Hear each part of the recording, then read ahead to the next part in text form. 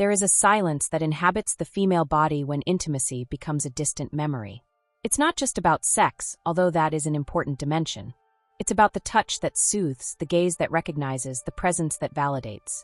When a woman goes long periods without this deep connection, something transforms within her, and the signs appear in ways that few can truly see.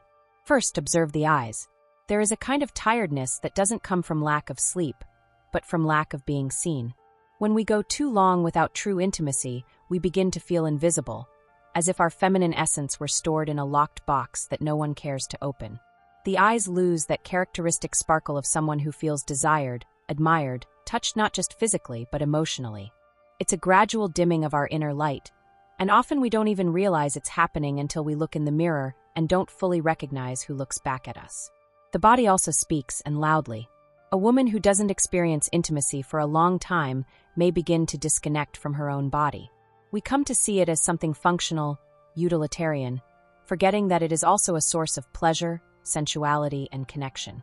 The way we dress changes, not necessarily for the worse, but toward the neutral, toward what doesn't draw attention, toward what doesn't invite. It's an invisible armor we build unconsciously, as if telling the world we've given up on being noticed in this way. Self-care may diminish or become mechanical, devoid of that intention of feeling beautiful for ourselves. We forget that our sensuality doesn't depend on another person's presence, but when it's been dormant for so long, awakening it alone seems like a Herculean effort.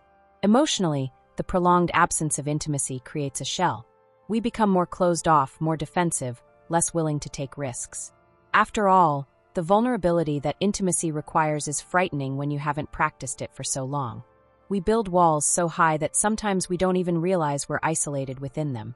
Conversations become superficial, relationships remain in the safe zone of casual, and that depth the female soul so yearns for becomes increasingly distant. We begin to rationalize too much, to intellectualize feelings, because truly feeling, truly opening up, has become unknown and threatening territory. Self-esteem also takes a silent blow.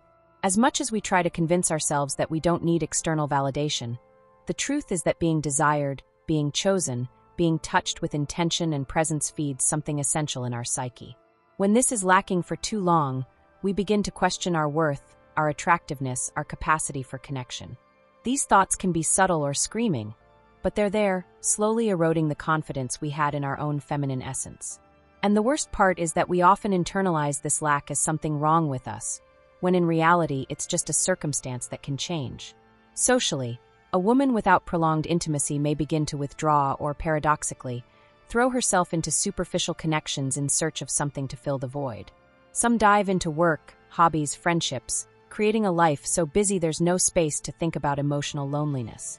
Others become more critical of potential partners, finding flaws where perhaps there's only humanity, because the fear of being disappointed again is greater than the desire to try.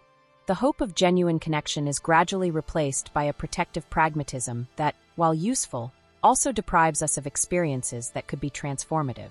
But here's the liberating truth: none of this is permanent. Recognizing these signs is not a certificate of weakness, but an act of awareness. When a woman understands what the absence of intimacy is doing to her, she also gains the power to choose what to do about it. She can decide to reconnect with herself first, rediscovering her body, her sensuality, her desires. She can choose to gradually tear down the walls, risk vulnerability again, allow someone to truly see her. Or she can simply honor this moment in her life, knowing that cycles exist and that spring always returns after winter. The most important thing is not to let the absence of intimacy erase who you are. You remain desirable, valuable, worthy of deep connection and genuine touch. The lack of intimacy is a temporary condition, not a permanent sentence. And when you're ready, when you decide to open that door again, you'll realize that your capacity to love, feel, and connect was only dormant, never lost.